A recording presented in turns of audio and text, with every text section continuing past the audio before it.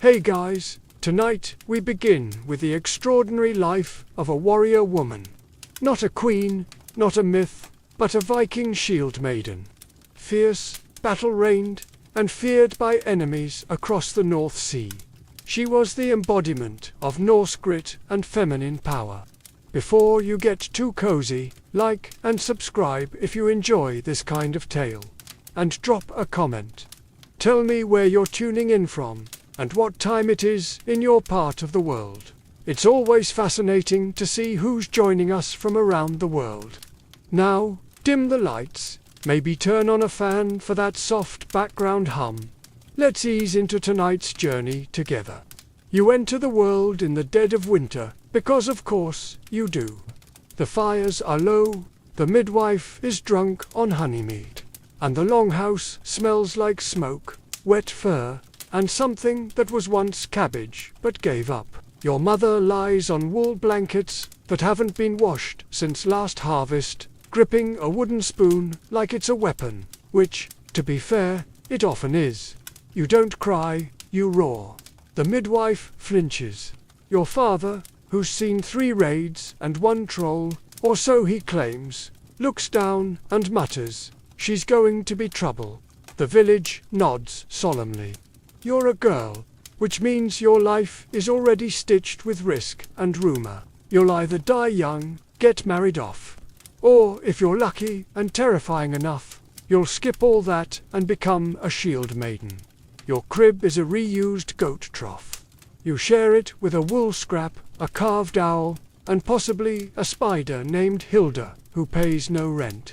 There are no lullabies, just loud men snoring and someone sharpening an axe in the corner. Occasionally, a hound wanders by and thoughtfully licks your forehead. This is the Viking version of a baby monitor. Your family includes 2 brothers who already smell like war, a grandmother who talks to ghosts, and an aunt whose husbands keep dying during training. You're the 4th girl born this year, and the only one who didn't arrive screaming. You arrived glaring. Your name is chosen by volume and ancestral vacancy. Someone flips a rune and decides you're destined for chaos. You end up named something like Freyas or Brynhild, which roughly translates to "May the gods have mercy on her enemies." You survive your first night, which is a minor miracle. The fire holds. The milk is fresh. The lice arrive on schedule. By week's end, the village calls you the loud one. Someone carves you a wooden dagger for teething. You don't chew it. You practice your grip. You're too teething and dangerously mobile. The world is your battlefield. Your first weapon, a sheep bone. Viking childhood is not gentle. No plush toys, no pacifiers, no safety rails. You get whatever didn't make it into the stew. Your favorite toy is a wooden horse with 1 leg and bite marks from 3 cousins. You also have a ball made of pig bladder and a stick, which you alternate between using as a wand, a weapon, and a disciplinary tool on nearby chickens. Your playground is the mud outside the longhouse, shared with livestock and future trauma. Nothing is childproof. Everything is sharp, flammable, edible, or all 3. You once swallowed a fishhook. The village cheered when it came back out. Games are simple and unforgiving. Catch the chicken ends in scratches. Rock throwing ends in bruises. Raiding the neighbor's firewood stash ends in long silences at feasts. Your favorite game is Ambush, your cousin, which ends when someone cries and an elder yells, "Thor's beard, not again." Social rules are learned the hard way. Share food, but only after you've licked it. Never touch another person's comb. Always give the chieftain's dog the first bite, or it'll take it with interest. Formal education? Not exactly. You learn by watching. You see your mother grind grain and mend clothes. You see your father oiling axes and arguing about taxes paid in fish. Your siblings sword fight with sticks and try to impress each other by lifting goats. You try to, it goes poorly. By age 4, you can start a fire, skin a rabbit, and spot when grown-ups are lying. You're talented at sneaking and stealing honey cakes. You get caught regularly. It builds character. Some kids are quiet and obedient. You are something else entirely. You get dirt in your hair, blood on your tunic, and pride in your little chest. Your grandmother pats your head and says, "She's got the look of someone who'll terrify men." You don't understand, but it sounds like a compliment. You're 5, and you've already learned 2 truths. Fire is life. Everything else is cold and loud. Your education starts early, not in a classroom, but in the hard, relentless rhythm of village life. Your first lesson: don't fall in the fjord. Second, if it's steaming, don't touch it. You fail both. There is no school, just observation, repetition, and being yelled at by adults holding axes. Math, that's counting sheep and spoons. Lose either, and you learn fast. Reading. You're shown runes carved into stone and told that means death. You nod and memorize it like it's bedtime poetry. That's the Norse syllabus. Survive and remember. Your vocabulary expands quickly when half the words mean hit, bleed, or run. Your mother teaches you how to grind grain without losing fingers. Your father shows you how to grip a blade without trembling. Your uncle teaches you how to gut a fish. Your aunt demonstrates how to gut a man. In theory, no one uses baby talk. Adults speak normally, even when half their words are confusing. You nod like you understand, and then figure it out later. You learn quickly, or you get left behind, physically or socially. There are songs, sure, but they're mostly about vengeance, curses, or heroic deaths. You hum them while doing chores. Your lullaby is a saga about a warrior getting his ribs pulled out. Strangely soothing, by age 6, you can sharpen a blade, tie 3 kinds of knots, and tell when the goats sense a storm. You also know when someone's about to step on a rake. You learn to lie with confidence, steal berries unnoticed, and throw a rock with tactical precision. You're not being raised, you're being forged, like a blade, by people who haven't smiled since last winter. And yet, there's pride. When you do something right, no one claps. They grunt, nod, and let you try again, this time with slightly fewer warnings. You're not a child in the modern sense, just a smaller adult with more dirt and less say. Puberty arrives like a curse, unwanted, messy, and rude. You wake up slightly taller, slightly smellier, and filled with an unexplained fury. Your voice stays the same, but your insults hit harder. Your face shines like it's been buttered, and your sweat could stun a wild boar. Welcome to Viking adolescence. You now bleed monthly. No pamphlets, no ceremony. Your mother hands you a wool scrap and says, "Figure it out," then goes back to skinning dinner. You do figure it out, because you must. Your body is changing, but your chores aren't. You still carry buckets, chop wood, clean fish, and battle goats with grudges. You just do it now, with cramps and an irrational urge to stab things. Everyone assures you this is normal. Your training sharpens wooden sticks, are replaced with dull blades. Not for your safety, but because you're not worth replacing yet. It's practical love, Viking style. You're pushed to move faster, strike harder, and never cry unless blood is involved. You spar with boys, and when you win, you're told not to brag. You do anyway, quietly, to the goats. Social rules shift. Some girls start braiding their hair and practicing flirty looks. You braid yours so it won't block your vision during drills. When boys flirt, you ask if they want to spar. Most retreat. A few try.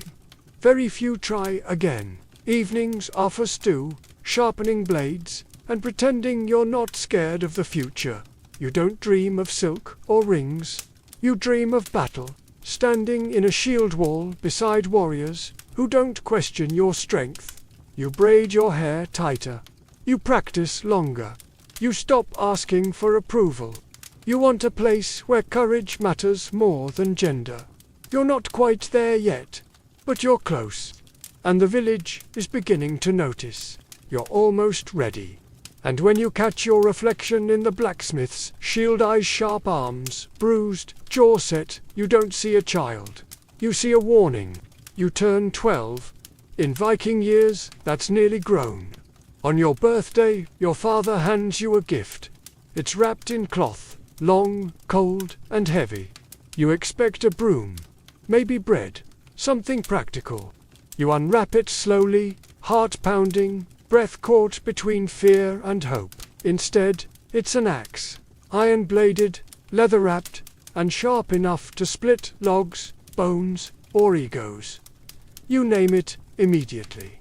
Not out of sentiment, but because it feels safer if it has a name. Something fearsome, like Wolfbiter, or ridiculous, like Mittens. You take it outside. Your first swing misses and nearly destroys the fence. Your second hits your own foot. You bleed. You do not cry. That counts for something. You sit in the mud, bleeding, wondering if this is a rite of passage or just a terrible idea with a handle.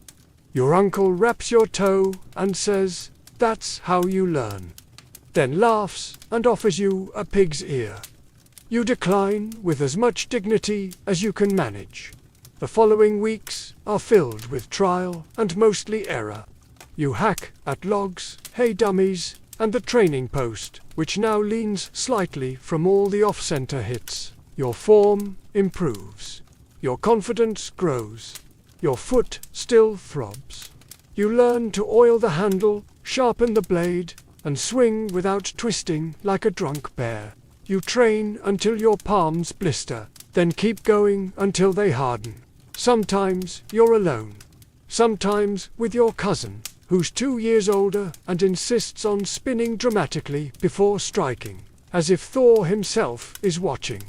No one is watching, but you let him have his moment. One day, you block a strike, counter, and land a clean hit on someone's ribs.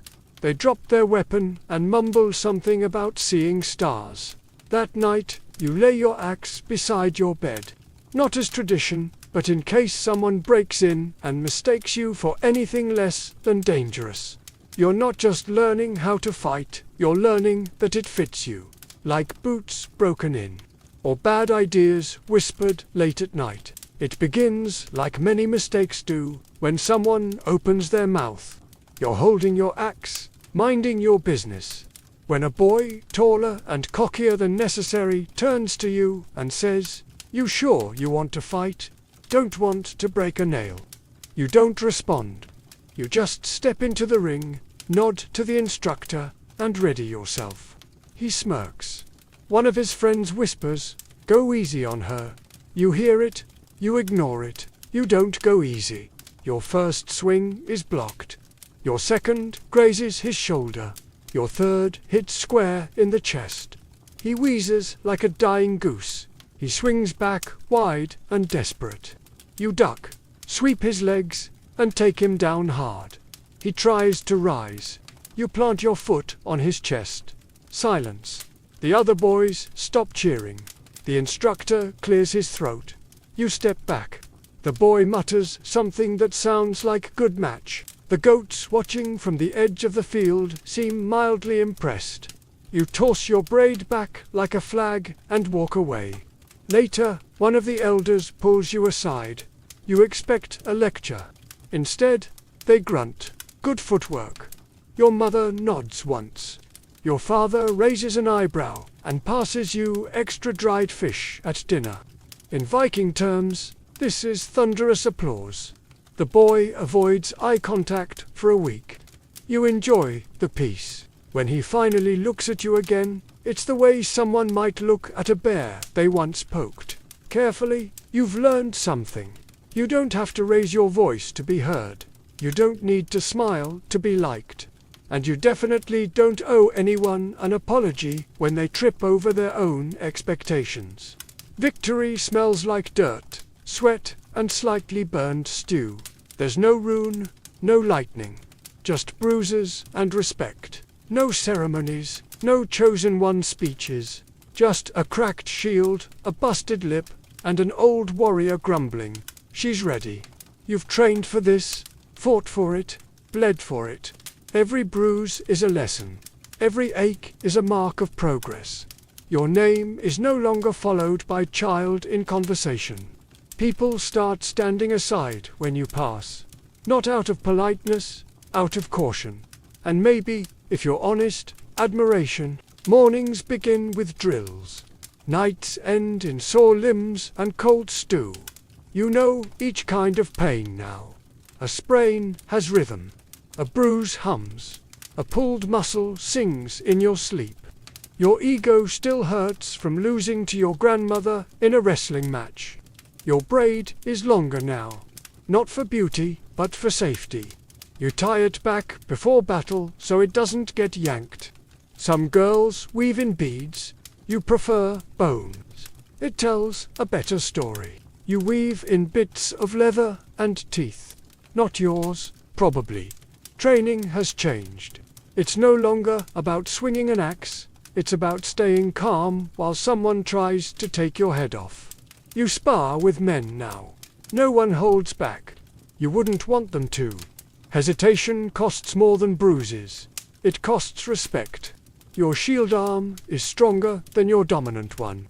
Your fingers are wrapped in leather, scabs, or both. And still, you swing. You don't win every match. But you never stop swinging, and that earns trust.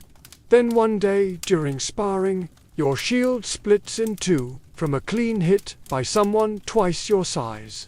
You toss it aside and keep fighting, bare-handed, bloodied, and angry enough to make it interesting. You lose the match, but no one forgets. That's the day the elders say your name with a new tone. Not softer, sharper, like they're adjusting how they see you. Not as a child needing guidance, but as a fighter worth watching.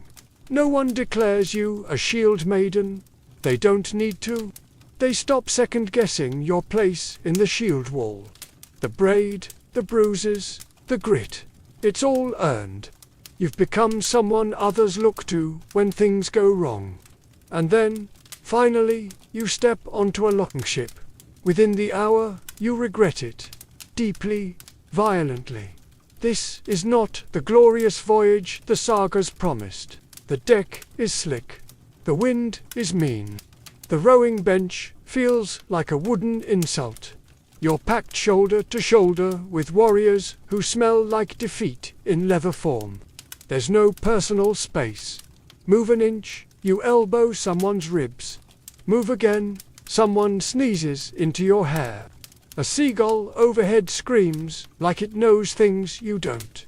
You're seasick, tired, and deeply questioning your life path. Rowing, it turns out, is punishment in disguise. By mid-morning, your hands blister. By noon, your blisters have blisters. It feels like someone sanded your palms with rocks. You're told this is good. It means progress. There's no rest. Just more rowing. Arms burning, legs numb. Your seat damp in a way that feels like a moral test. Each stroke takes you closer to glory, and also to lifelong joint pain. Meals are bleak. Nothing tastes like food should.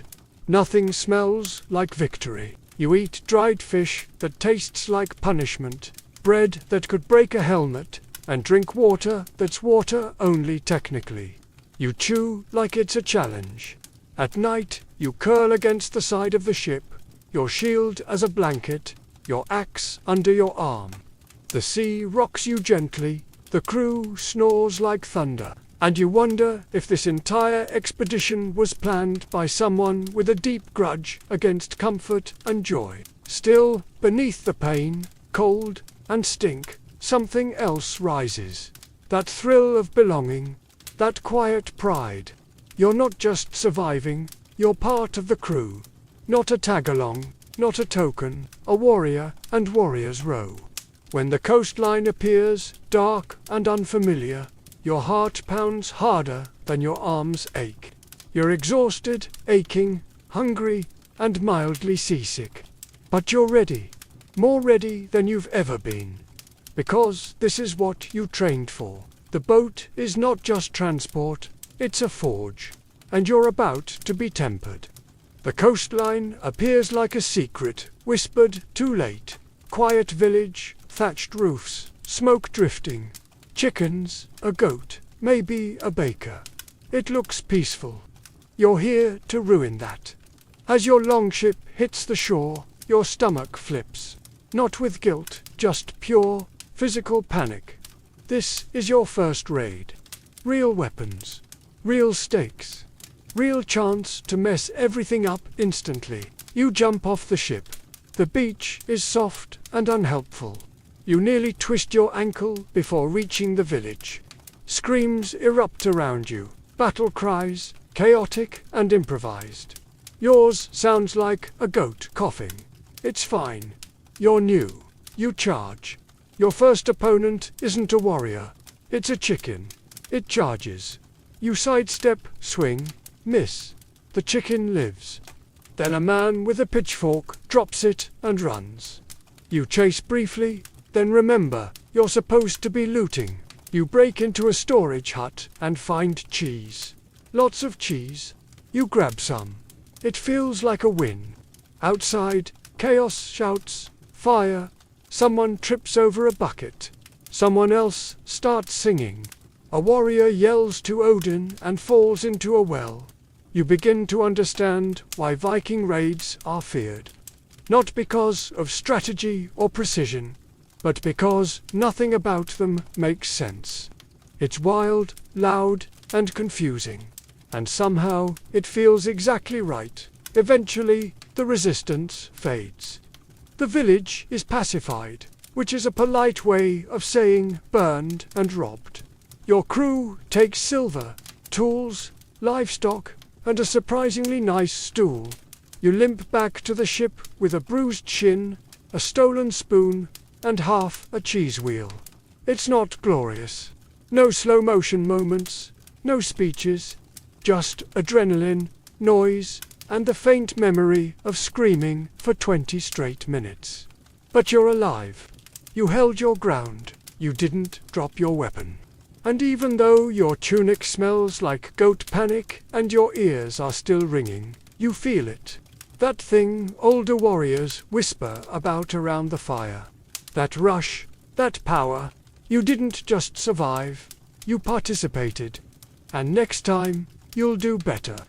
The village is behind you now, smoking, looted, and probably still wondering what just happened. You're already thinking about the next one. You're slumped over or on the return trip, smelling like someone grilled fear over wet regret.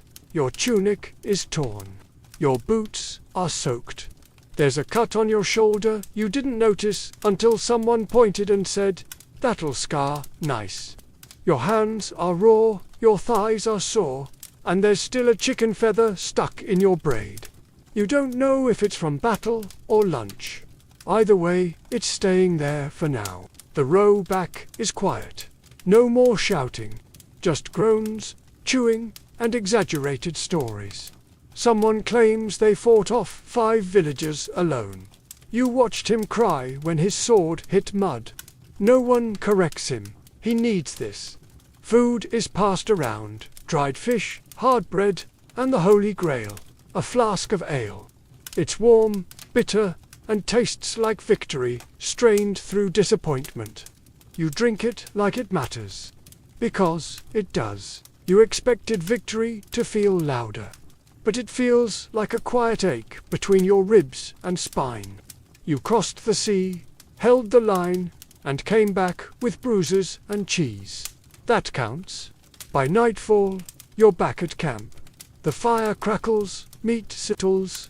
Someone snores into their helmet like it's a pillow. You sit with your axe across your knees, staring into the flames, unsure if you should laugh or cry. You do both, quietly. You sit cross-legged with warriors, watching flames like they might offer answers. No gods speak. But someone passes you a roasted turnip, which is close enough. There's laughter now.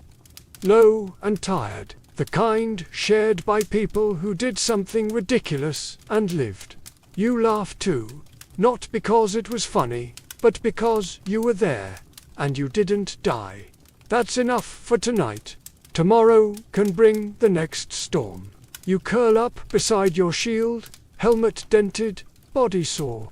You know this is just the start. More raids, more pain, more of everything. But tonight, you sleep. You earned it. Raiding season ends when the cold sets in. You return home expecting warmth and praise. What you get is Viking winter, nose-numbing, firewood hoarding, soul-crushing winter. The fjord is frozen. Your ship is grounded. And your peace is gone. The longship is flipped and dragged inland like a dragon too old to fly. Your armor gets packed away. But your job's not done. Winter is just survival mode with frostbite. The chores double. The sun disappears. Your mood follows. You chop firewood until your fingers go numb. You haul water from a stream that looks like it wants you dead. The goats still hate you. Now they rely on you for food and warmth. It's a weird relationship. You don't like them, but you respect their attitude. They return the favor by screaming at 3 a.m. The food situation gets worse fast. Meat becomes a memory. Now it's smoked fish, dried fish, and fish floating in something suspiciously acidic. There's turnip mash for flair. It doesn't help. You eat, wrapped in layers, reeking of wool and damp fur. Your hair hasn't dried in weeks. You wonder if you'll ever feel warm again. Your toes feel foreign. Your shield collects dust. You polish it anyway, to remember what strength looks like. Your family is always there. To there, the longhouse is packed, smoky, and filled with petty arguments about firewood and stew that smells like socks. You train in the snow to escape. Your fingers stick to the sword hilt. Still, something shifts. You grow stronger. Not just muscle. Numbness becomes armor. Cold becomes fuel. You start to appreciate silence. You stop noticing the smell of pickled everything you endure. One morning, the snow starts to melt. A single bird chirps. It's shrill and hopeful and slightly annoying. You walk to the fjord. The ice is cracking. Spring is coming. Raiding season returns soon. And when it does, you'll be ready. Angry, underfed, and itching for action. Winter tried, it failed. You survived. Barely. But surviving is still winning. Your reward. Marriage proposals. It starts harmlessly. A farmer's son appears with dried fish and a nervous smile. He says you'd make a strong wife. You ask how well he swings an axe. He says he doesn't. You say goodbye. The next one brings a carved antler comb. You thank him, then use it to scratch your hound's ears. He never returns. Word spreads. You're polite, but not interested. The message is clear. You'd rather hold a sword than someone's hand. The trend continues. Young men arrive with gifts and shaky confidence, hoping to tame the village's fiercest Shieldmaiden. But you don't want taming. You want raids, sparring, and maybe a feast where goats aren't mentioned. Your aunt says it's time to settle down.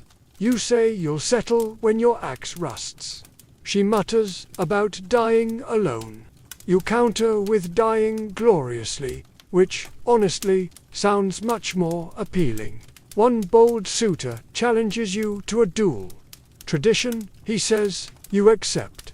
He earns a shield-shaped bruise and a life lesson about underestimating women who train in snow for fun.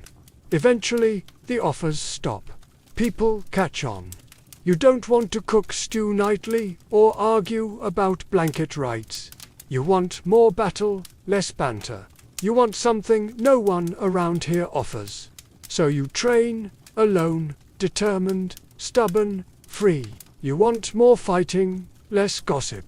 More war cries, fewer wedding songs. To be fair, you're not against love. You just haven't met anyone who makes your heart race like battle does. Until then, you're content sharpening your blade in peace. Some village girls whisper you're too proud. Some boys whisper they're afraid. Both are right.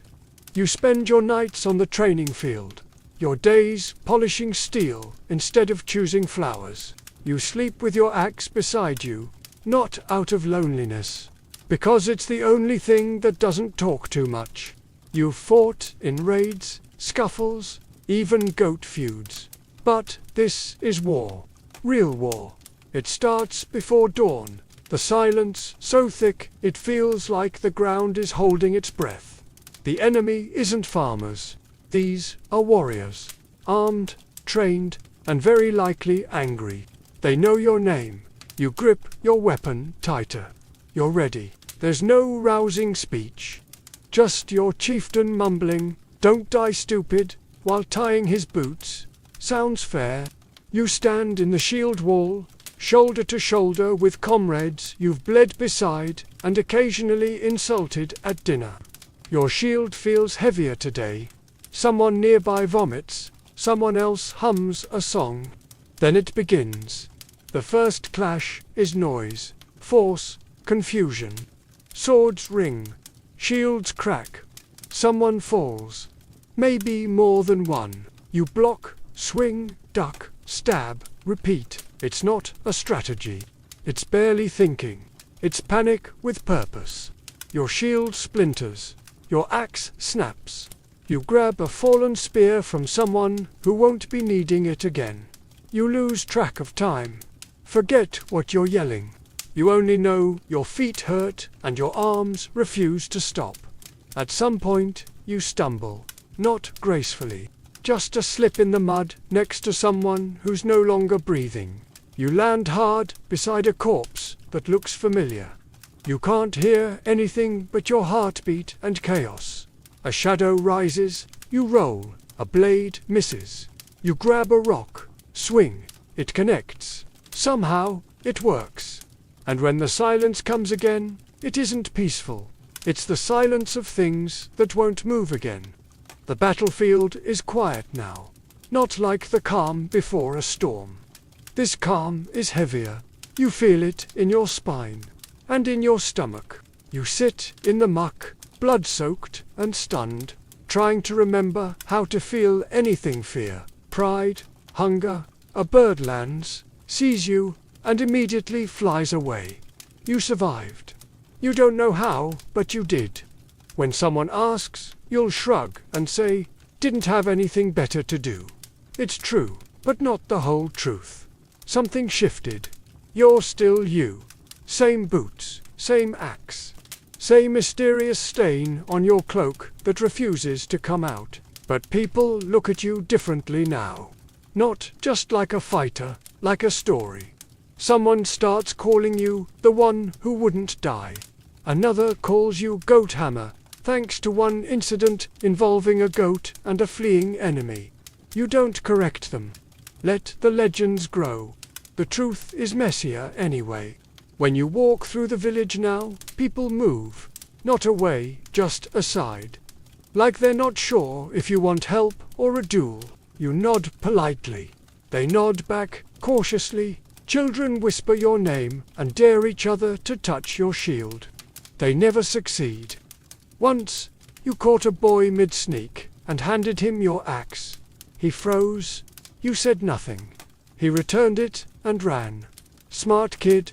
These days, warriors ask for your opinion before a raid. Not just out of manners, but because you've earned it. You've seen more than most, and you came back. You're no longer that loud girl who hit hard. You're a veteran, a survivor, a cautionary tale with excellent aim. Strangers recognize your name, or something close to it. A merchant once bowed and called you mistress of blades. You corrected him by spitting into a bucket and asking if he brought better cheese. He nodded so hard he nearly collapsed. Fame, it turns out, is exhausting. You carry it like your shield, worn, useful, always ready. At night, you hear your story retold by the fire. It's always wrong. Now there's thunder, glowing ravens, and something about kissing a berserker. You say nothing. It's more fun that way. You didn't ask for fame. You didn't smile for it. But now it's yours. You wear it without fuss. You used to wonder if anyone would take you seriously. Now you wonder if they'll stop shaking long enough to ask for advice. You're not the youngest anymore. New girls with tight braids and loud mouths show up, swinging their axes to wide and dreaming out loud. You see yourself in them, less bruised, more hopeful. They don't look at you like a hero. They look at you like a storm. And honestly, they're right. You've earned that. Your joints ache every morning. Your shoulders complain. But you still stand taller than most. Even tired, you're a force. Your wrist clicks when it's cold. There's a scar on your ribs that itches before snowfall. You don't heal fast anymore. Pain lingers like an old drinking buddy who doesn't know when to leave. But you're not softer. You're just sharper where it matters. You train less to prove something, and more to stay ready. You eat slower, sleep lighter, think longer. You don't need to impress. You just need to be prepared. You speak only when it matters. Which means half the Longhouse still doesn't know what your voice sounds like. When young Shieldmaidens ask how to win a fight, you say, don't die. When they ask how to earn respect, you say, break a nose, then offer help. When they ask if it ever stops being terrifying, you tell the truth. It doesn't. You just get better at pretending. You still raid, less often now. But when you do, people notice. If you're coming, they breathe easier. If not, they tighten their armor. Your axe is worn, the handle's re-wrapped, the blade is notched but sharp. It's outlasted every suitor and seen more battles than most warriors. You've thought about hanging it up. But then someone says something foolish, or danger appears on the horizon. And you remember, you're not finished yet. You never wanted to be a legend. You just wanted to survive. You wanted to carve your place into a world that never offered it. And somehow, you did. With blood, fire, and a refusal to quit. You're not just a Shieldmaiden anymore. You're a warning. And if someone asks if you still fight, you smile and say, only when it's necessary. And sometimes, just for fun. Long before doctors and medicine, the Greeks believed healing began with dreams. So they built temples and filled them with silence. This wasn't lazy superstition. It was sacred. They called it incubation. If you were sick in ancient Greece, you didn't call a healer. You made a pilgrimage to the temple of Asclepius, god of healing. The most famous one stood at Epidaurus, where white marble columns rose among laurel trees and the scent of offerings drifted on the breeze. There, you didn't get a potion. You got quiet and sleep, and sometimes a vision.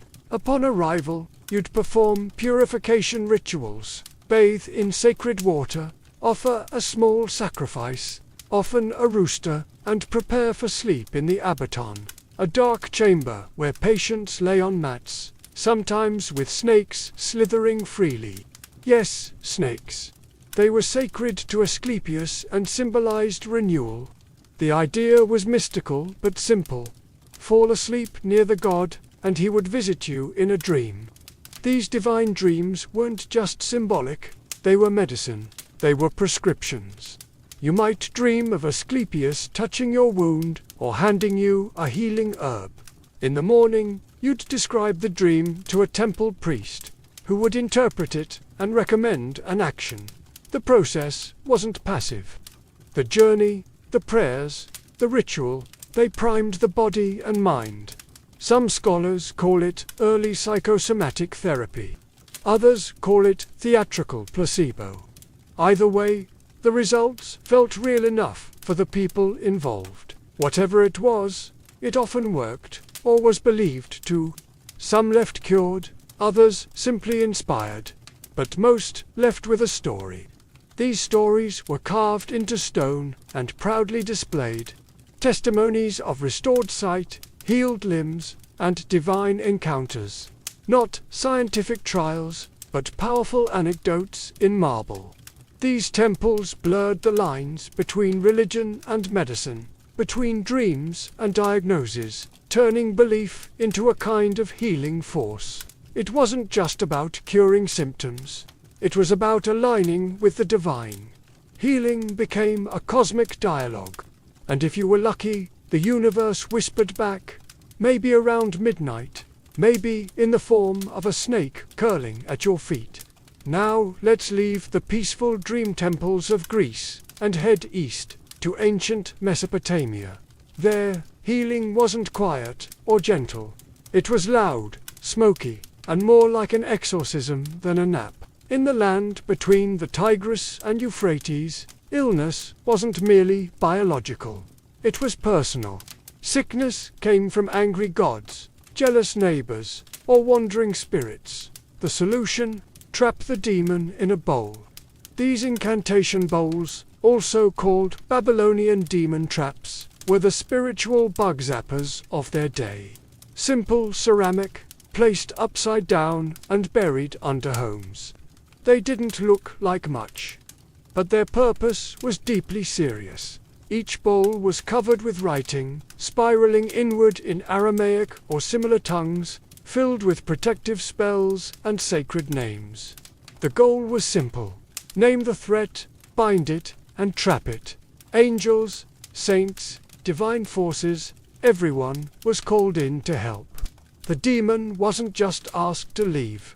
It was sealed in, locked in, like an ancient form of magical Tupperware. The idea was part faith, part fear, and completely necessary in that world. Some bowls even had rough sketches of demons chained and humiliated. Magical mugshots meant to embarrass the spirit.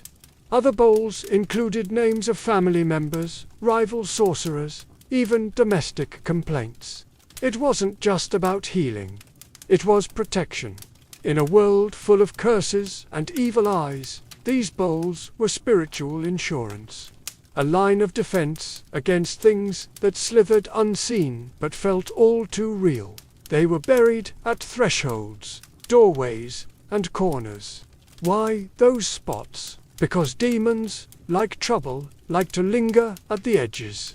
The bowls stood watch, silent guardians keeping bad energy out. Today, we might laugh, but their logic holds. Fear needs a form, a name, a place to be put. The bowls gave people control, a way to feel protected in a world full of unknowns. Sometimes, belief alone can build a wall strong enough to keep shadows out. These rituals gave fear shape. They let people trap it in ink and clay, and that gave them peace. So next time something feels off, and you can't explain why, maybe check under your doormat. There could be a dusty bowl quietly doing its job, holding back the darkness with nothing but words, willpower, and ancient Mesopotamian hope. Healing, in its oldest form, was less about cure and more about comfort. And maybe that's enough sometimes. While Mesopotamians trapped demons in pottery, the Egyptians took a more sensual route: plants, perfumes, and potions. For them, healing was about restoring balance and invoking divine fragrance. At the heart of this fragrant tradition stood the blue lotus.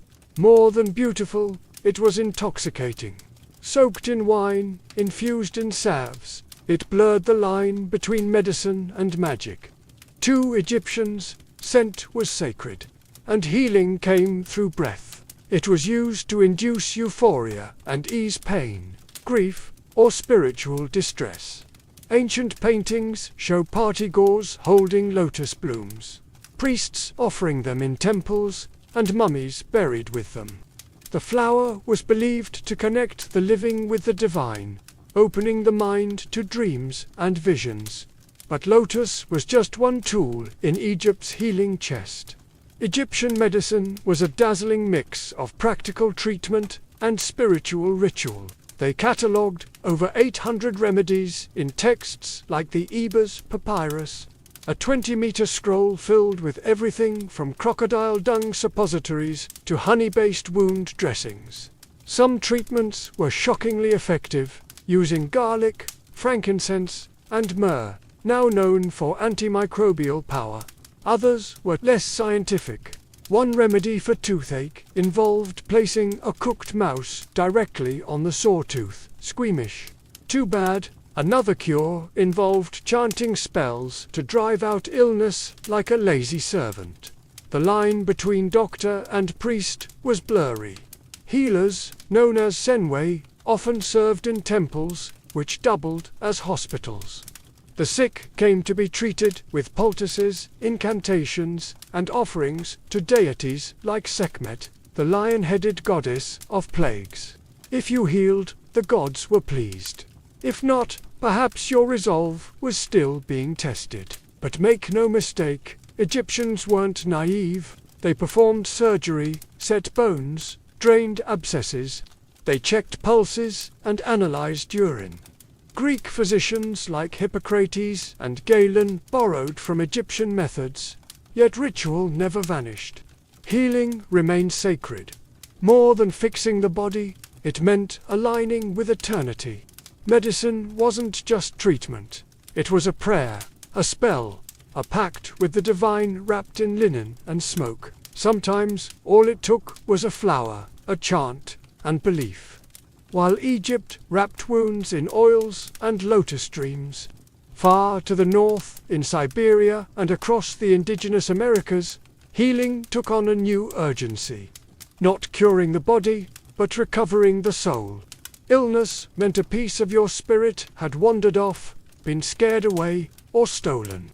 The only person who could find it again was the shaman. Shamans weren't clinical healers. They were intermediaries. Part priest, part guide, part cosmic detective. Rituals could last hours or days, involving drumming, chanting, fasting, and hallucination.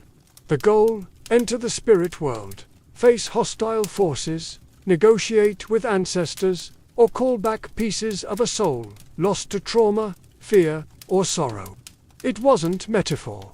For the shaman and their people, the battle was real. Tools included drums, seen as the earth's heartbeat, animal masks to channel spirit guides, and psychoactive plants to open the inner vision.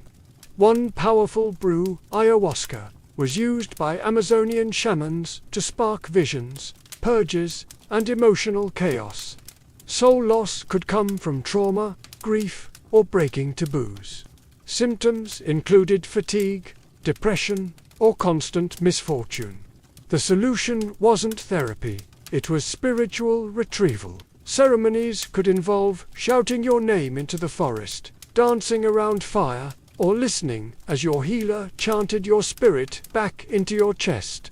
Some shamans acted out the battle, shaking, miming struggle, or pulling invisible threads from your body to symbolically remove sickness. Others used sacred smoke, touched key pressure points, or whispered prayers into the ear of a sleeping child, as if talking to their soul directly. There was no sterile distance. Healing was raw, loud, emotional, and shared. It was about story, memory, and stitching the invisible bonds between you and the world. In these cultures, you didn't just catch a cold, you caught a crack in your spirit. And if you were lucky, someone would go into the dark to bring you home. Not with needles or pills, but with drums, courage, and the weight of generations whispering through song. While shamans retrieved souls in dream realms, Indian sages turned inward, mapping life's rhythm into something structured, methodical, and just as mystical.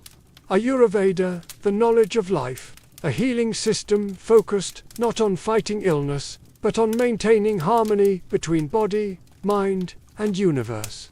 If your digestion was off, it wasn't lunch, it was imbalance. The cosmos had tipped, and your belly knew it first. According to Ayurvedic theory, each person is made of three doshas: vata, air and space; pitta, fire and water; and kapha, earth and water. Your unique balance shaped your health, mood, and even breakfast choices. A healer's job wasn't to kill symptoms, but to rebalance the doshas, using herbs, food, massage, meditation, and, if needed, an oil bath. Yes, oil. Ayurvedic medicine loves oil like Vikings love axes, and it uses both generously. Warmed sesame oil or medicated ghee is drizzled onto the forehead in a treatment called Shirodhara, meant to calm the nervous system and awaken the third eye. Other methods include full-body massage, herbal smoke, detox enemas, and even vomiting, known as Vamana, which is considered a deep cleanse. These were not folk cures. Ancient texts like the Charaka Samhita, dating back to the first millennium BCE, outlined detailed theory, anatomy, and procedure. Ayurvedic healers were trained observers.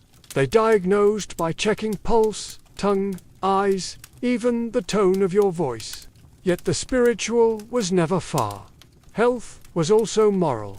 Greed, anger, and desire could unbalance the doshas like spoiled milk. Meditation, breathwork, and chanting weren't extra. They were prescriptions. Daily medicine, mind and body were one. Healing began within, and sometimes it started with sitting still and breathing better. And then the herbs. Turmeric to soothe inflammation. Ashwagandha for strength. Neem for purification. Plants weren't just ingredients. They had energy, stories, even personalities tied to gods or stars. In Ayurveda, illness wasn't random. It was a signal, a whisper from the body that something was off. Healing wasn't war.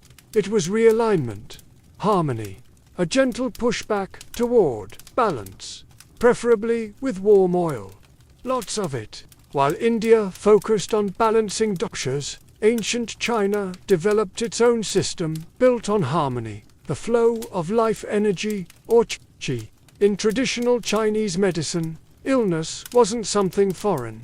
It was a blockage or misdirection of your inner river. Qi was the current. Your body was the landscape. When qi flowed freely, you thrived. When it flooded or dried up, things went wrong. Healing was about restoring that flow. At the center were yin and yang, opposing but complementary forces, hot and cold, light and dark, active and still. Healers didn't just ask what hurt, they asked, what's missing? What's too much? Maybe you were too fiery, maybe too damp. Is your spleen holding grudges again? Diagnosis was part science, part poetry. Your voice, tongue, and multiple pulse points all held answers. Each organ had personality. Each symptom told a story. You weren't just tired. Your kidneys were afraid. You weren't just irritable. Your liver was angry. Practitioners used acupuncture, fine needles placed on meridians, to clear blockages and redirect qi. It wasn't aggressive. It was gentle correction. A nudge, not a shove. Pain wasn't the enemy. It was a signal. The body wasn't broken. It was trying to speak. And good medicine meant listening well and responding softly. For some, the needles brought calm. For others, euphoria. But TCM didn't stop at acupuncture. There was cupping, where suction pulled toxins from the skin. Moxibustion, where herbs were burned near the body.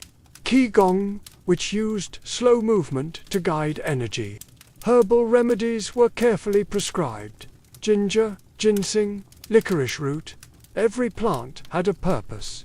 Nothing was random.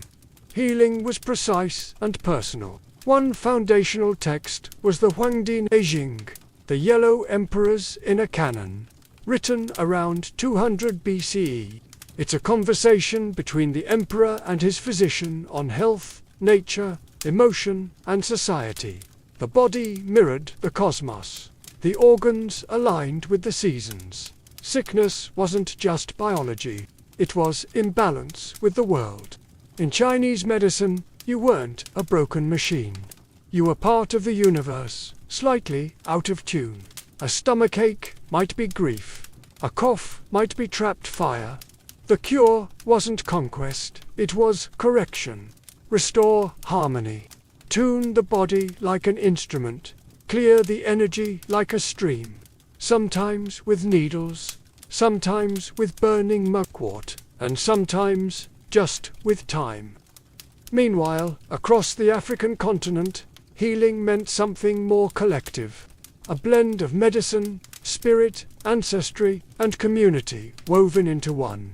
Unlike Western models that isolate the patient in a clinic, traditional African healing involves family, ancestors, the village, and the spirits. Illness isn't just personal, it's a social rupture, a cosmic imbalance. It must be treated holistically, preferably with drums, smoke, and a very concerned chicken. Take the Sangomas of southern Africa, spiritual healers and diviners who act as bridges between the living and the dead. A Sangoma doesn't just treat symptoms. They read bones, literally. A handful of bones, shells, or trinkets is cast onto a mat, and their pattern reveals the cause. It's spiritual radiology. The ancestors speak through the scatter. The diagnosis might be a curse, grief, or ancestral offense. Healing begins with rituals, animal offerings, herbal treatments, or ceremonial dances. And through it all, music pulses like a second heartbeat. Drumming, singing, and movement aren't entertainment. They're tools to shift energy, summon spirit guides, and enter trance. Healing must reach the soul and its unseen threads. Plants play a major role too. Herbalists, called Inyanga, carry deep knowledge of native roots, leaves, and barks. They treat infections, infertility, fever, and pain. This isn't guesswork. It's living science, passed through generations of quiet expertise. Some plants are brewed into teas. Others are burned, rubbed on skin, or taken in elaborate ceremonies. This isn't casual foraging. It's sacred pharmacology, often protected by secrecy and spiritual rites. Illness might also come from breaking taboos, disrespecting elders, dishonoring spirits, or stepping on the wrong grave. Healing, therefore, becomes moral correction, not just physical relief. Balance must be restored on every level. You might be asked to confess, make amends, or undergo purification. This could involve sacred ash, ancestral prayers, or chicken blood. Maybe even an awkward family intervention. But the idea is clear. You're not an island. You're part of a web, spiritual, ancestral, ecological. When you fall out of balance, the whole web shivers. And healing means reconnecting every thread, every root, every name whispered around the fire. The healer listens, interprets, and reweaves the web with herbs, chants, and ancestral wisdom.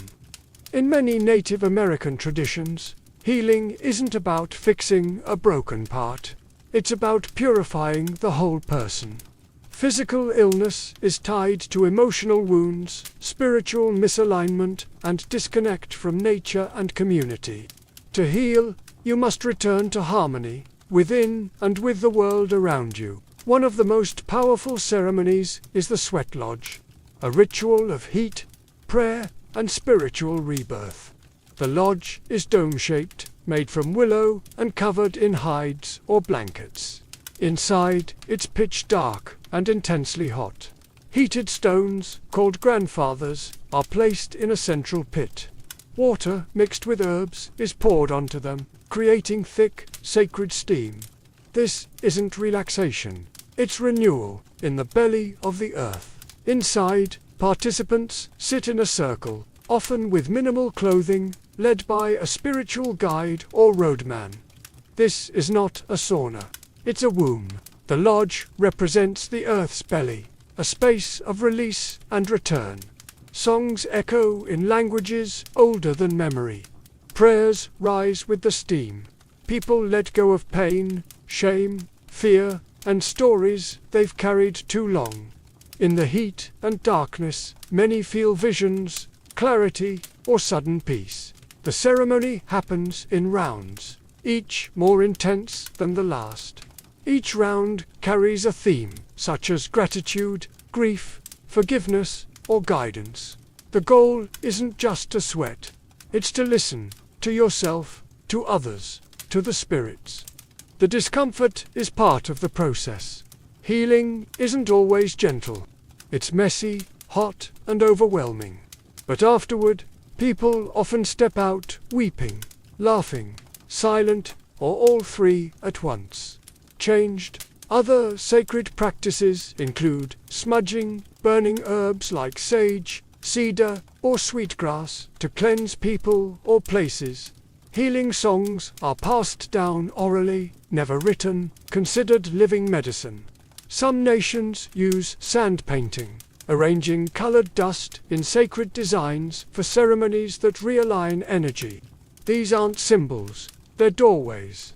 Healing here is art, spirit, and memory, woven into dust and breath. But at the heart of it all is connection to land, to ancestors, to the elements. Healing isn't done in isolation. It's done in relation. Through ritual, the individual is brought back into harmony with the world. Whether through fire, steam, or song, the goal is the same. Return to balance. Remember who you are. Walk again with strength upon sacred earth. And after traveling from Greek dream temples to sweat lodges, one truth becomes clear. Ancient healing was never just about the body. It was a full-spectrum experience. Physical, emotional, spiritual, and social. The tools varied. Lotus petals, demon bowls, needles, drums. But the purpose remained constant. Restore balance. In every culture, health wasn't defined by the absence of disease, but by the presence of harmony between body and soul, humans and nature, the seen and the unseen. Whether through the cosmic pulse of chi, the dust-thumping rhythm of drumming feet, or the trance of temple sleep, healing rituals gave suffering meaning. They gave the sick a role, a purpose, a voice. They also acknowledged something modern medicine often misses. Humans need story. We crave reasons for our pain. We want to believe there's a path out. Ancient healing gave us both. An origin and a direction. Even when the cure didn't work medically, the ritual often worked emotionally. A demon bowl might not fight infection, but it might fight fear. A soul retrieval might not mend broken bones, but it might mend the heart. The science wasn't always sound, but the symbolism was strong. And for a suffering mind, belief often mattered more than evidence. Healing was partly ritual, and ritual, when done right, is powerful medicine. Today, modern medicine is circling back.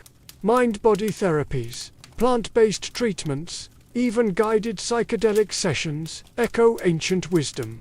Some hospitals now include music, aroma, and cultural rituals in patient care. What was once dismissed as mysticism is now studied with curiosity. As if science, after centuries of dominance, has paused to listen to the drumbeat of something older and strangely familiar. It's as if we're remembering what our ancestors knew. Healing isn't only chemistry, it's connection. So what do ancient healing practices really teach us? Not just about herbs or chants, but about being human. We're not machines to be repaired. We're ecosystems to be rebalanced. Sometimes a drumbeat or a whispered prayer can reach places a scalpel never will. And that, too, is healing. Quiet, invisible, real. Because, in the end, healing isn't just medical, it's human. And the ancients, in all their chaos and candles, may have understood that best. Before there were gemstones and crowns, there were shells. Tiny, perforated mollusk shells, strung together and worn, not just for beauty, but for meaning. They were symbols of survival, of status, of identity. And they spoke louder than words. Some of the oldest jewelry ever found came from Blombo's cave in South Africa. Shell beads over 75,000 years old. Not random, not accidental. They were pierced, smoothed, and arranged. In other words, designed. So why did early humans bother threading shells, teeth, and bones when survival was already hard enough? The answer is communication. Jewelry wasn't just decoration. It was declaration. These early ornaments told stories about who you were, who you belonged to, and who you might marry. Necklaces became wearable maps of family, tribe, and belief. Today, we think of jewelry as luxury, but early adornment came from nature's leftovers, such as talons, teeth, amber, and stone. Nothing was wasted. Everything had meaning. You didn't just wear beauty. You wore memory, belief, and proof that you had endured. A predator's tooth around your neck didn't just look tough. It said, "I survived this." It offered protection, pride, and maybe even power. And many of these early beads came from the sea, even when found far inland. Which means they were traded, shared, moved from hand to hand across vast landscapes. Jewelry, even then, was culture in motion. A way to carry stories, symbols, and relationships wherever your feet would take you. But there's also a spiritual layer. Some anthropologists believe these objects held magical or ritual power. Shells symbolized water, bones meant ancestors, teeth represented strength. They weren't just decoration, they were talismans, worn close to the skin to protect against illness, bad luck, or evil. The birth of jewelry marked a shift in human awareness. It showed not just self-consciousness, but an understanding of how others saw you. A shell on a string became more than fashion. It became identity, about belonging, survival, and meaning. So no, ancient humans weren't primitive in the ways once assumed. They were already artists and storytellers, threading their legacy through holes in bone and shell. As Paleolithic societies evolved, jewelry grew more symbolic. It became a way to mark love, loss, power, and passage, everything that made a person part of a tribe and a timeline. During the Ice Age, jewelry wasn't just worn. It was buried, sometimes with great care. Graves in places like Sungir, Russia, over 30,000 years old, show how much jewelry meant. One grave held a child, likely no older than 10, wearing a tunic covered in over 4,000 ivory beads, each hand-carved from mammoth tusk. Each bead took hours. The work represented not just mourning, but devotion and legacy, carved in time. Thousands of hours of labor, all for a child. That tells us something.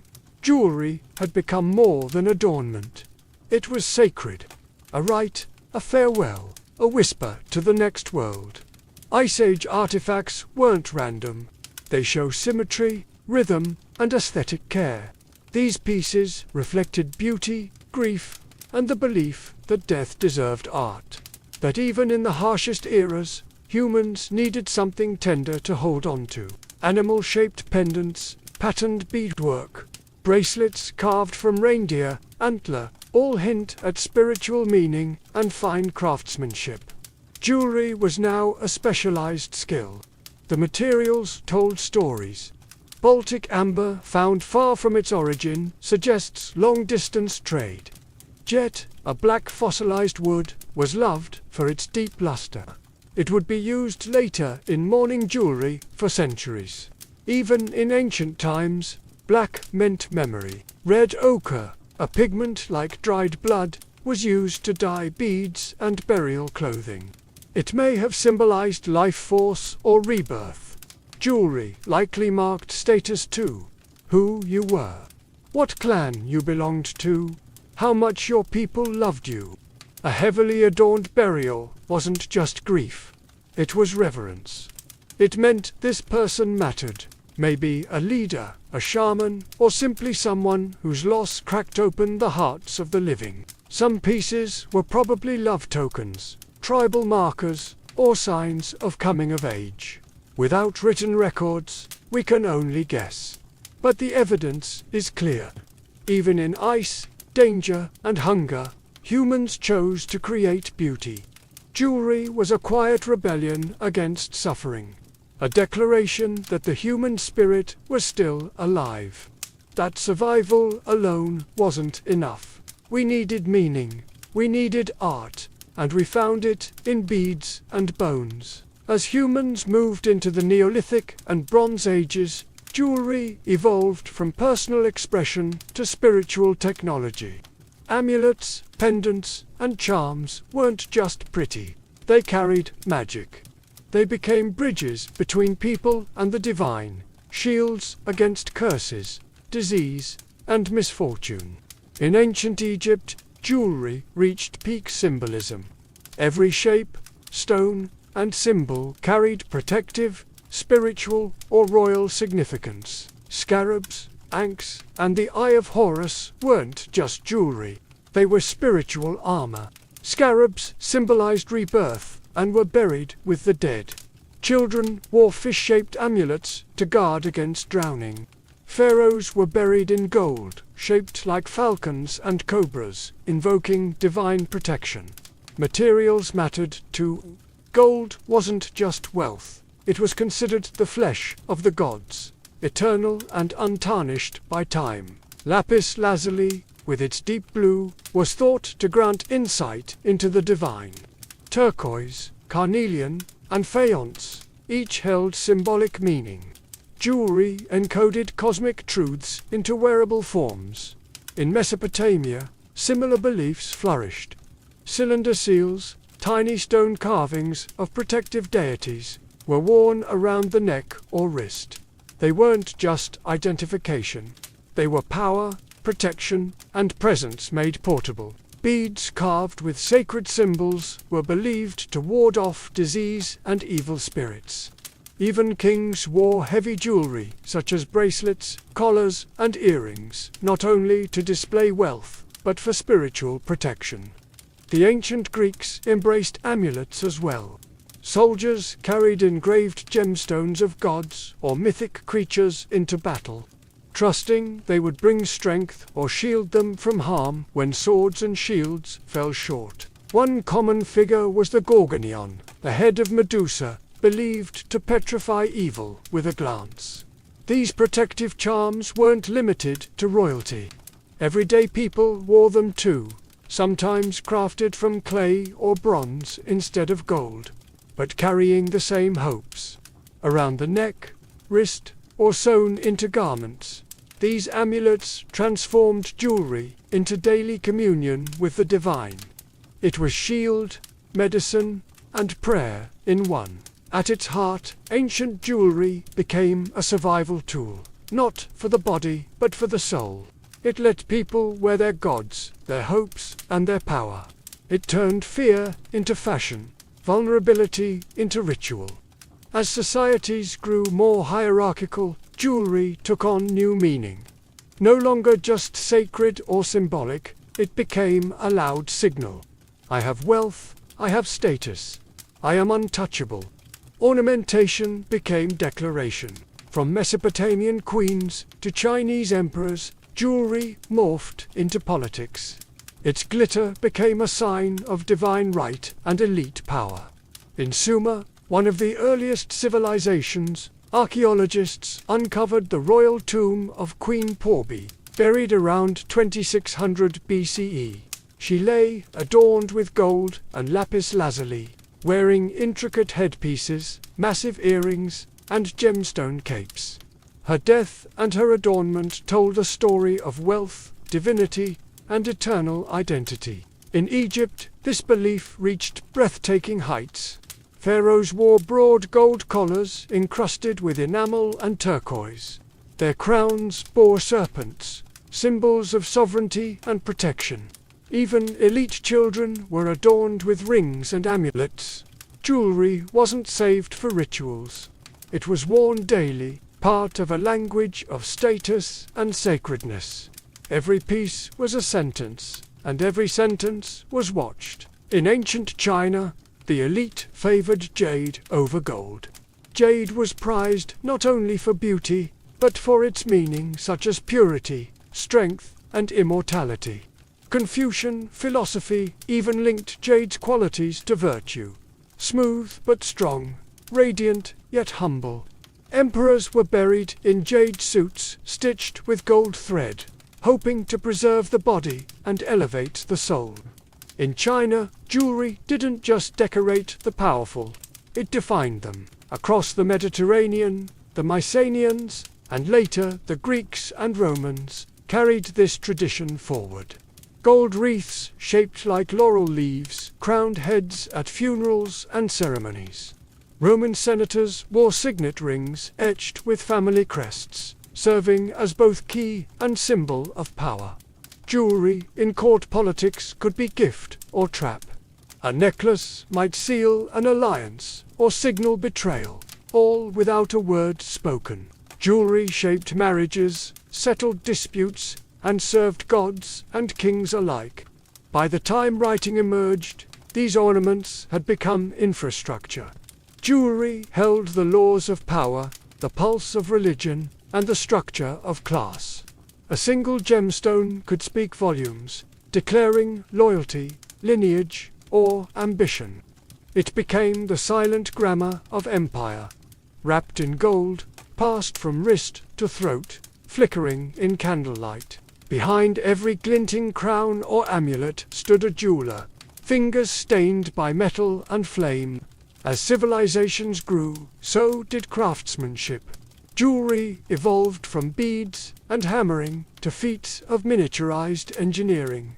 Bronze Age artisans began developing advanced tools.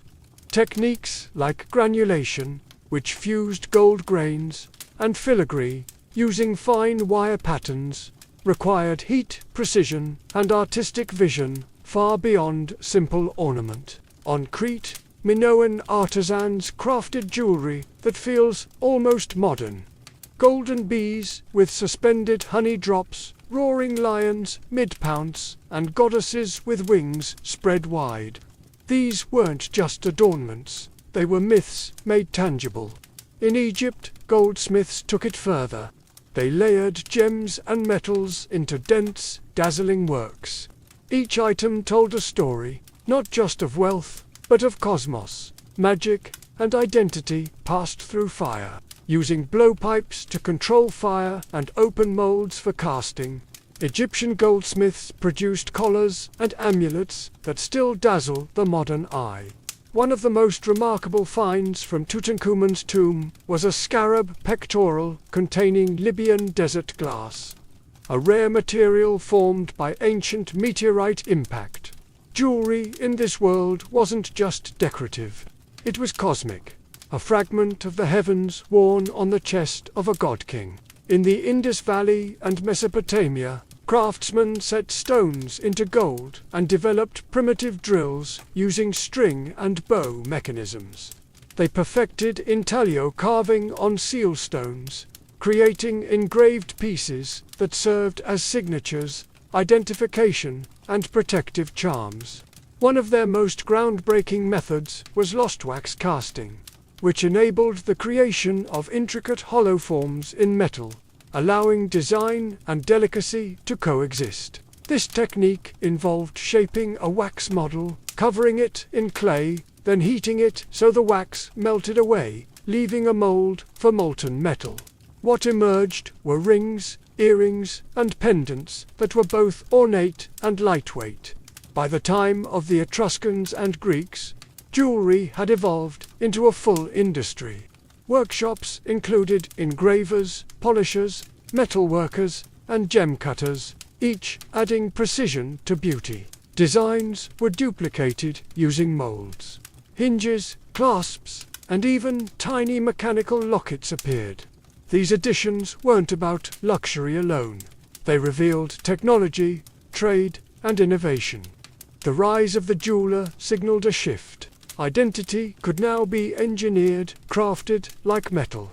Jewelry became a coded language, speaking silently of the hands that made it and the lives that wore it into history. As trade routes expanded across deserts and oceans, jewelry outgrew its role as local ornament. It became currency, diplomacy, and global commodity. A single gemstone could journey through empires, passing from merchant to monarch, changing names and meanings with each stop. Lapis lazuli, once more valued than gold, came only from mines in modern-day Afghanistan. Yet it appeared in temples, tombs, and palaces across the ancient world. This stone traveled thousands of miles, across rivers and mountains, by caravan and sail. It moved not just for beauty, but for what that beauty meant: power, connection, and prestige. Jewelry transformed into a shared symbol, one understood from Sumer to Thebes. The effort required to move such treasures spoke volumes. The stone itself was valuable, but so was the journey it made to reach a neck or wrist. The Phoenicians acted as cultural couriers, sailing between the Levant, Africa, and Europe. They spread not only their own elegant beads, but the designs of others. Egyptian lotuses showed up in Iberia. Assyrian animals crept into Mediterranean brooches. The Silk Road brought Persian pearls, Indian rubies, and Chinese jade westward. These weren't just gemstones. They were signals, each one a message sent across cultures. A Chinese jade pin in a Central Asian grave might suggest an alliance. A Persian ring in a Greek stall told of past traders and tangled politics. Jewelry also served as tribute. Emperors sent bracelets and gem-studded belts to secure treaties. Rulers paid with rings to delay invasions. Among ordinary people, jewelry held its own weight. A ring could be a dowry, a safety net, or a silent inheritance passed from wrist to wrist. In many cultures, women especially used jewelry as portable wealth. A bride might receive coin bracelets, both beautiful and practical. If needed, she could sell a necklace to survive a drought, escape danger, or start over. Jewelry was adornment, yes, but also insurance, security, and proof of value. It became the first global brand, instantly understood yet endlessly varied, shaped by local tastes and shared needs. Each piece said, "This is precious, and so am I." From caravan to caravel, jewelry traveled with us. It was part ornament, part passport, part pledge. Over time, it became something more intimate. Long before diamond rings, humans exchanged beads and bangles as signs of love, commitment, and memory. These pieces weren't just beautiful, they marked beginnings, promised futures, and carried the echoes of countless hands and hearts. In ancient Egypt, rings were exchanged, not just as decorative gifts, but as contracts of union. Circular in shape, with no beginning or end, the ring symbolized eternity. Couples exchanged rings made of woven reeds, ivory, or gold, often worn on the third finger of the left hand. Based on the belief that this finger held a vein leading directly to the heart, later known as the vein of love. In ancient Rome, betrothal rings called analabus were made of iron, representing strength and permanence. Some were engraved with portraits or clasped hands. a motif called fed, which would endure into medieval Europe. These rings were not just signs of affection. They were legally binding, tied to dowries, inheritance, and the legitimacy of children. Other cultures marked love through matching necklaces, bracelets, or paired amulets. In some tribal societies, lovers exchanged twin talismans made from bone, tooth, or carved wood. Objects believed to remain spiritually linked, no matter how far apart the wearers roamed. Jewelry also played a central role in weddings. In India, brides were adorned with gold nose rings, anklets, bangles, and hairpieces, each carrying layered symbolism such as blessings of fertility, wealth, beauty, and spiritual protection. The Mangal Sutra, a black beaded necklace tied by the groom, became the Hindu equivalent of a wedding ring. Across cultures, romantic jewelry carried hidden messages. In Renaissance Europe, posy rings were engraved with secret verses inside the band, visible only to the couple. Some held miniature portraits, locks of hair, or scented compartments, turning adornment into intimate keepsakes of love. Jewelry, in this sense, became a container of feeling, a small artifact of memory, trust, and bond. It was love made visible, worn close to the skin, kissed in longing, passed through generations. It whispered, "You are not forgotten. We are still joined." Long before vows were written, they were cast in metal. In every age, jewelry didn't just decorate. It connected the body to love, legacy, and sometimes to the divine. Adornment in ancient cultures often held spiritual weight. Jewelry was not only about beauty or rank, but about blessing, protection, and sacred duty. A necklace could serve as a prayer, a shield, or a silent ritual. In Mesopotamia, priests wore elaborate headpieces and pendants. These were not ornaments. They were ritual garments, shaped with cosmic intent, sometimes mimicking the stars or a god's tool. Each element had symbolic purpose. A single bead might represent a planet, a clasp the weapon of a deity. Egypt embraced this deeply. High priests wore pieces designed to harness divine energy. The Menat necklace, for instance, was not just decorative. It was believed to grant fertility and favor, and was shaken during rituals to honor Hathor, echoing the sounds of life and celebration. The wide Usk collar, shown in many Egyptian paintings, mirrored the sun's arc across the sky. It was both a fashion and solar symbol. In ancient India, jewelry held spiritual purpose in both Hindu and Buddhist paths. Earrings, bangles, and anklets were placed on pressure points to stimulate energy flow, align the chakras, and promote harmony. Ornamentation was deeply entwined with spiritual practice. Gold symbolized purity and immortality, often reserved for sacred purposes. Statues of gods were richly adorned, showing that divine figures deserved the best human hands could craft. In the Americas, jade was sacred to Maya and Aztec peoples. It symbolized life energy and was more prized than gold. Priests wore jade deities, and rulers were buried with jade in their mouths to guide their spirit's journey. Even in early Christianity, jewelry was sacred armor. Crosses, medallions of saints, and inscribed charms were worn to ward off illness, demons, or temptation. This wasn't just belief. It was spiritual survival. Whether worn by peasant or priest, these items reflected the same human impulse: to seek help from the unseen, to feel protected, and to draw meaning through the simple act of wearing something close. A sacred shimmer, a divine thread, a way to carry the heavens not in the sky, but around your neck. As civilizations rose and fell, their jewelry endured, buried in tombs, hidden in ruins, or passed from hand to hand. What began as beads on a string became a vessel of memory, a mark of identity, and sometimes the only clue left behind. In graves from Scandinavia to Nubia, jewelry reveals intimate portraits of the dead. A brooch might suggest culture. A ring might indicate marriage. A necklace of mixed materials could hint at long-distance trade or migration.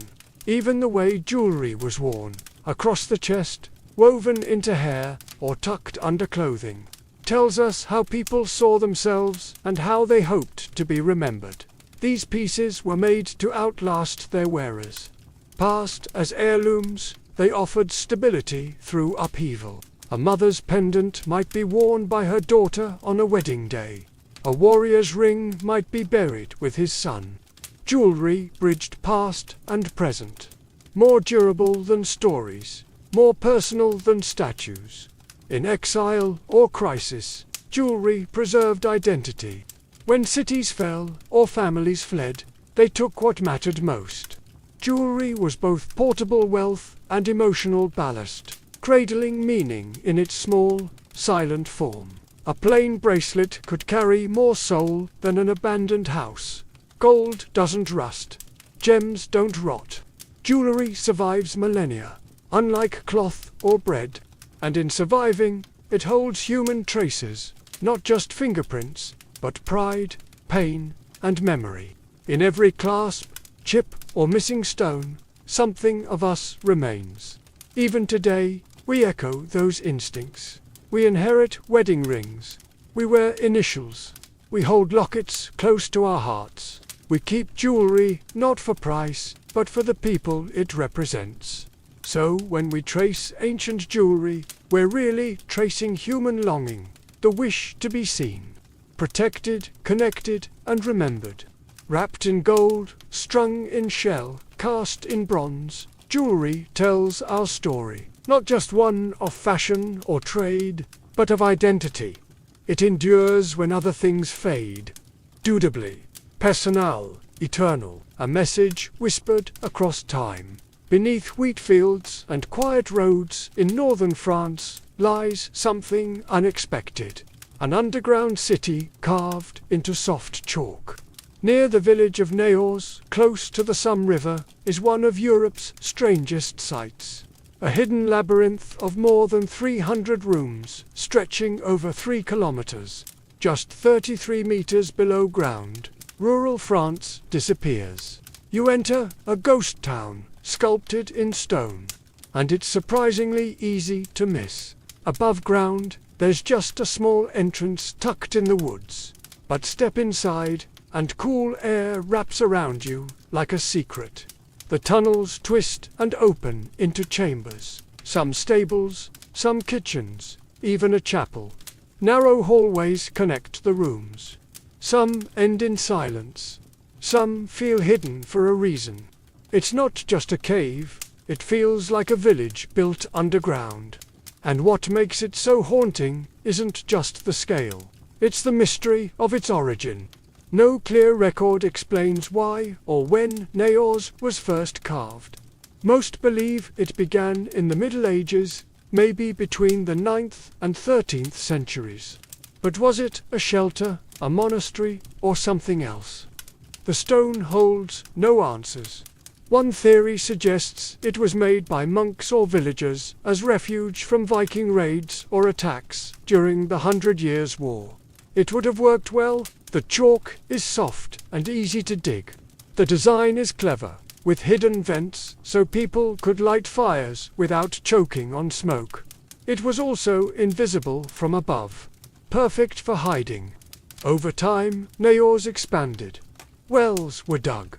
Chimneys disguised in tree trunks let smoke escape unseen. Even horses were kept safely underground, away from raiders. It was a city built to vanish, and it did, for a very long time. Despite all its brilliance, the city was forgotten. It wasn't rediscovered until the 19th century by a priest and amateur archaeologist. But that's only the beginning. What may have started as medieval shelter would later become sanctuary, puzzle, and even a canvas for soldiers in one of history's darkest wars. Down here, surrounded by carved stone and silence, one thing is certain. Naos wasn't born of fear, it was built to endure. Walking through Naos is like stepping into the blueprint of a forgotten civilization.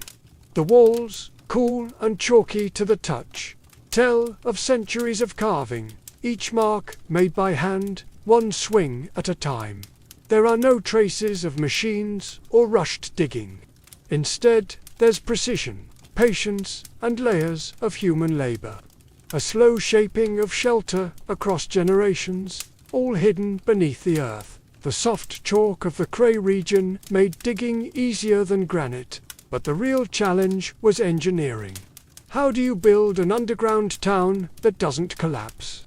How do you ventilate a maze without alerting the surface? The builders of Naos solved it. The layout is strikingly logical, revealing an understanding of airflow, space, and sustainability far ahead of its time. Some rooms are small, perfect for trapping warmth. Others are storage chambers where food stayed cool for weeks. There are communal halls large enough to suggest meetings or meals. Even stables exist, indicating horses were kept underground for extended stays. This wasn't a shelter for a few nights. It was designed for long-term survival. And nothing stands out more than the hidden ventilation shafts. Dozens of narrow shafts stretch up to the surface, cleverly concealed among trees and soil. Covered with foliage or debris, they allowed for cooking and breathing without giving away the location. Smoke would drift harmlessly into the woods. The site wasn't built in haste. It was expanded gradually, room by room, over decades or centuries. There are no signs of slavery, no marks of forced construction. Naos seems to have been built through cooperation, maintained and improved over time. It wasn't a king's command or a military base. It was a people's solution. The architecture is humble but thoughtful. Doorways are curved, ceilings reinforced, walls smoothed. Even without decoration, there's beauty in its symmetry and function. It's a place shaped by patience, planning, and purpose. That may be why Naos still stands. It was carved not just from chalk, but from human instinct, the drive to survive, to prepare, to protect. No documents name the original builders, but history offers clues. During the Middle Ages, northern France endured invasions. Monks often led the way in digging refuges beneath their sanctuaries to shield themselves and their communities. Naos fits that pattern. Secluded and sprawling, it may have begun as a monastic retreat. Evidence lies in the design. One central chamber resembles a chapel, complete with a simple altar and arched ceiling. The space feels sacred. It was clearly made for prayer or gathering, not storage or defense. Faint etchings on the walls suggest verses or sacred symbols lost over time. Though monks may have started the excavation, others followed. As war returned again and again, villagers and peasants fled underground. During sieges and raids, entire families hid in Naos. Oral tradition says the tunnels held up to 3,000 people. That's not a hideout. That's an entire invisible village, existing quietly beneath an occupied land, unknown to those walking just meters above. Imagine the darkness filled with hushed voices, smoke curling through vents, metal clinking against stone, a baby's cry echoing faintly. All of it concealed while armies passed above. Despite the fear, Naos offered more than safety. It gave people dignity. Families weren't crammed into caves. They had rooms, passages, and space to breathe, to pray, to hope. There was structure. There was order, even underground. Life had rhythm. Rules were likely in place. A shared understanding of space, silence, and survival. Maybe a leader assigned quarters or organized meals. Maybe elders guided prayer. Whatever the structure, Naos wasn't chaos. It was community. A hidden world built not only to hide, but to live. It turned fear into architecture and survival into something almost sacred. Who got which room? Who watched the shafts? Who rationed food? We don't know, but the structure implies order, not chaos. Naos wasn't just a hiding place. It was a shadow society, quiet and self-reliant. Built from necessity, it let communities survive without a sound. Entire lives unfolded in secret, while the world above carried on, unaware of the resilience hidden just below the surface. For centuries, Naos quietly served its purpose, sheltering monks, villagers, and perhaps entire generations. Then, just as mysteriously as it was carved, it vanished from memory. By the 1700s, few nearby even knew it existed. The entrance became overgrown. The stories faded. The city wasn't buried by earth, but by time. A vanishing not in a moment, but over generations, forgotten in silence. As peace returned to northern France, people no longer needed underground sanctuaries. They returned to the surface, started families, rebuilt lives. Oral traditions faded. Children weren't told what lay beneath. The tunnels were never mentioned during the Napoleonic Wars or France's Revolution.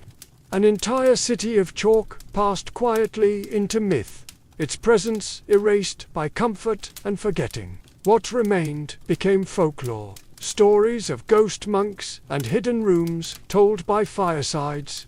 Then, in the 1880s, a priest named Father Ernest Danicourt heard the rumors. He loved archaeology. A local shepherd boy mentioned a strange echo from the ground. Curious, Danicourt investigated. Most dismissed it. But he cleared brush from a hollow slope, determined to follow the whisper of history. What he found astonished even the doubters. With lantern in hand and rope to guide him, Danicourt descended into rooms long untouched. Hundreds of them, some grand, others plain. He became the first person in perhaps 150 years to walk those halls. He cleaned the tunnels, mapped the chambers, and eventually opened them to the public. A forgotten world was rediscovered, one lantern at a time. Still, even Danicourt couldn't explain everything. Dates were speculative. Some tunnels seemed too narrow, too deep. Why were certain corridors sealed? Who added the final rooms? The deeper he went, the less he understood. Naos had returned, not as a home, but as a riddle. Its silence persisted. A stage set in stone, waiting for actors who would never return. A city remembered not through records, but shadows. Etched with patience, preserved by stillness. But peace was fleeting. Just decades later, World War I shattered the fields above. Northern France became a wasteland of trenches and artillery. Yet, below the chaos, something remarkable happened. Naos opened once more, not for villagers this time, but for soldiers of a global war. French, British, Australian, and Canadian troops moved through Picardy during the Somme offensive. Some were guided into the tunnels, drawn by curiosity, or offered rest from the horrors above. In that quiet, ancient maze, they found shelter. And they left behind something powerful. They carved names into the chalk walls. Not graffiti, not vandalism, but memory left in stone. Over 2,000 inscriptions remain, carved by men who knew they might never return. Names, units, dates, some etched insignias, others just scratched initials and numbers. J. Carter, 14th Battalion. Tom, 1916. Each mark a quiet declaration. I was here, I lived, I mattered. In the absence of gravestones, these walls became monuments. Not to victory, but to presence. Many of these names belonged to Australians. The Australian Imperial Force left hundreds of carvings. Some believe the site reminded them of home. places like the Genelon Caves. Others may have just marveled at its size and silence.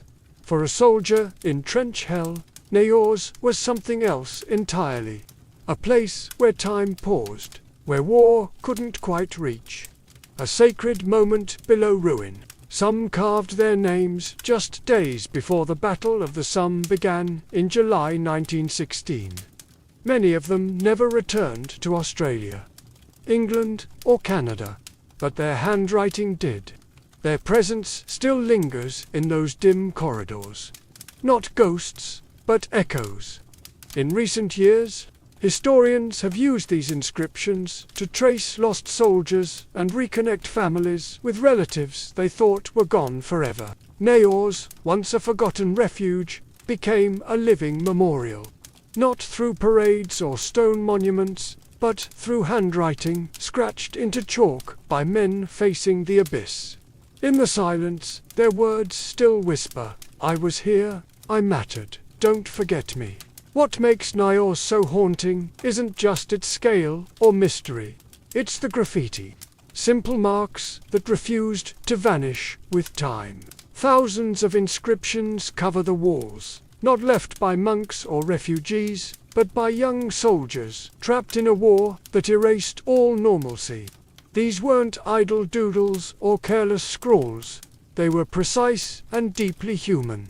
A name carved into stone becomes a voice that insists on being remembered.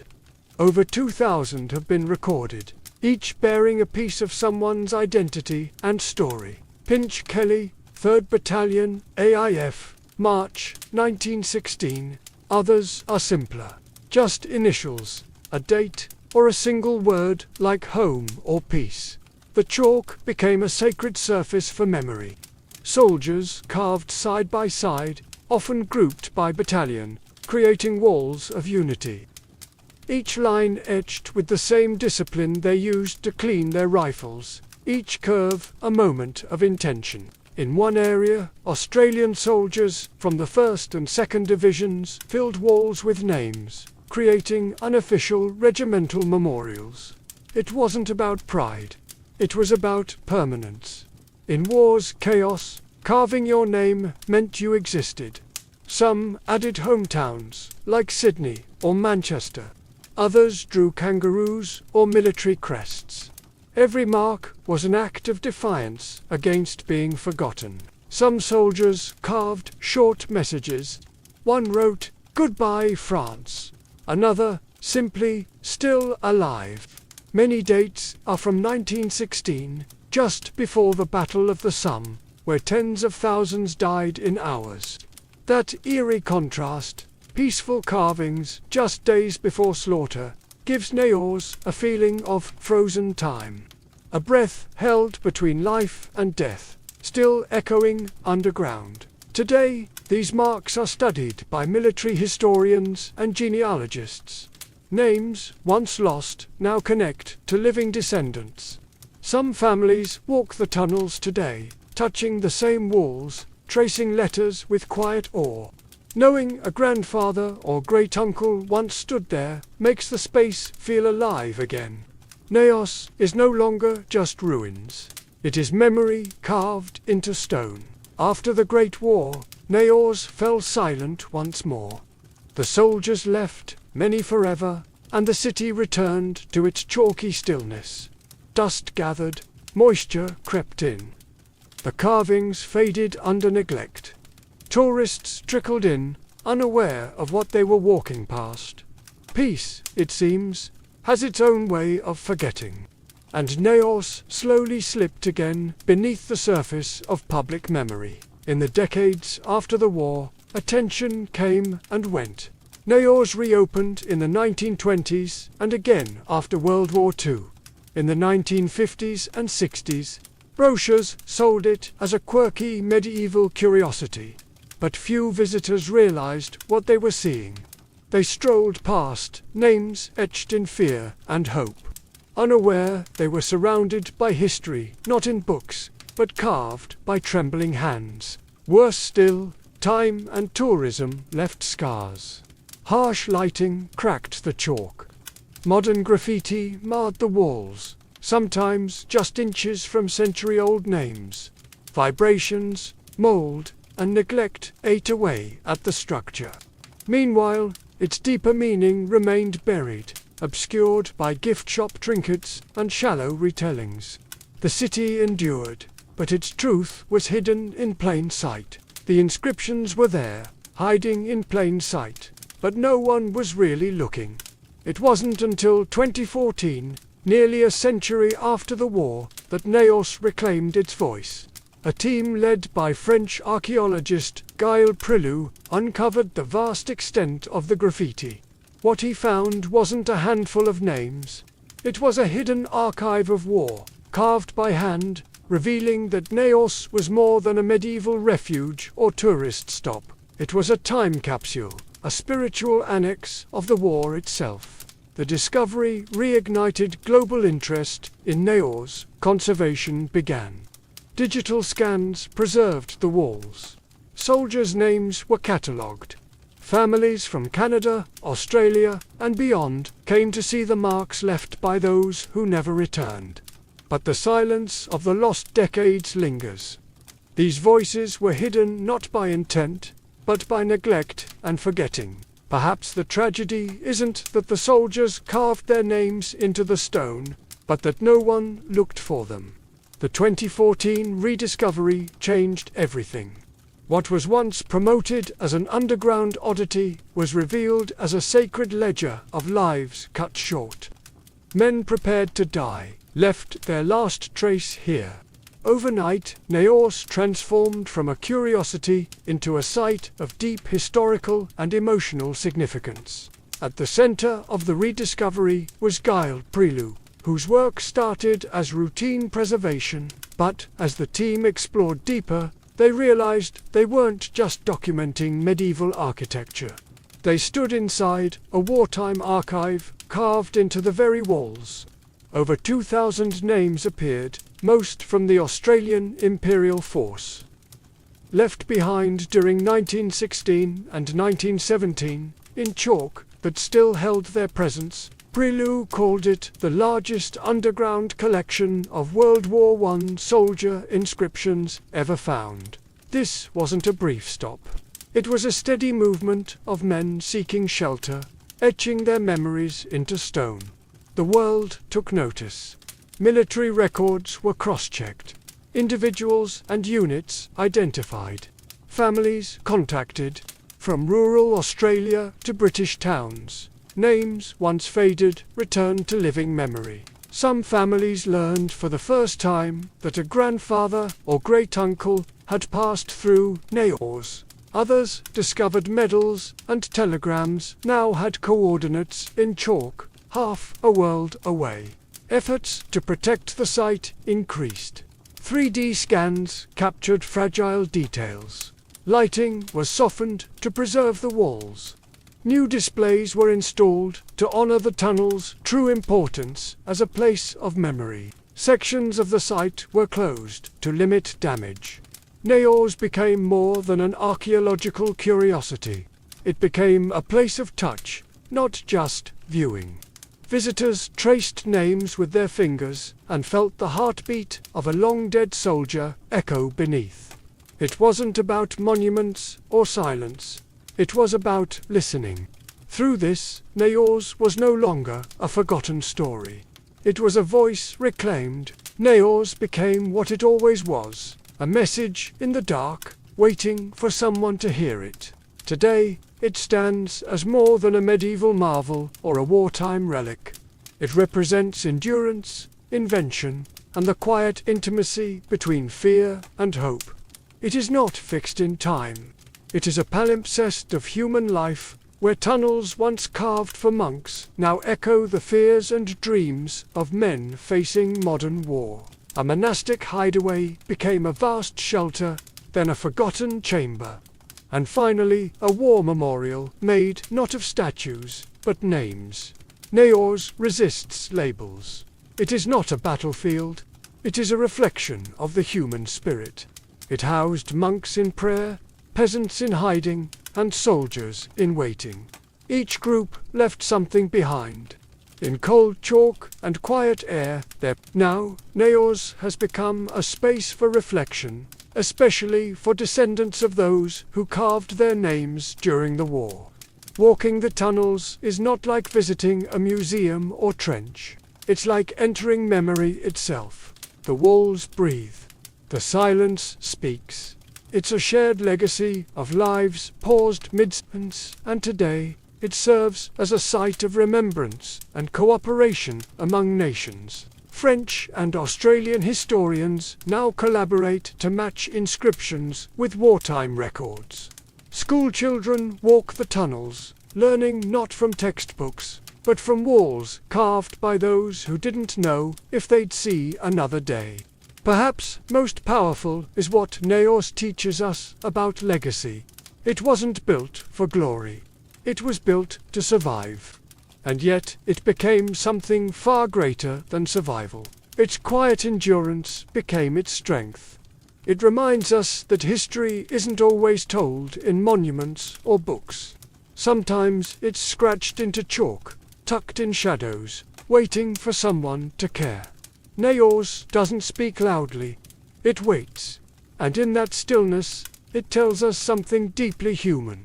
We seek to be remembered. We mark the walls of fear with hope. And sometimes all we ask to leave behind is this: we were here. We mattered. If you made it this far, you're the real one. As always, my friends, stay curious, stay skeptical, and never stop asking questions. If you enjoyed this story, feel free to like, subscribe, and drift back next time for more quiet tales from the shadows of history.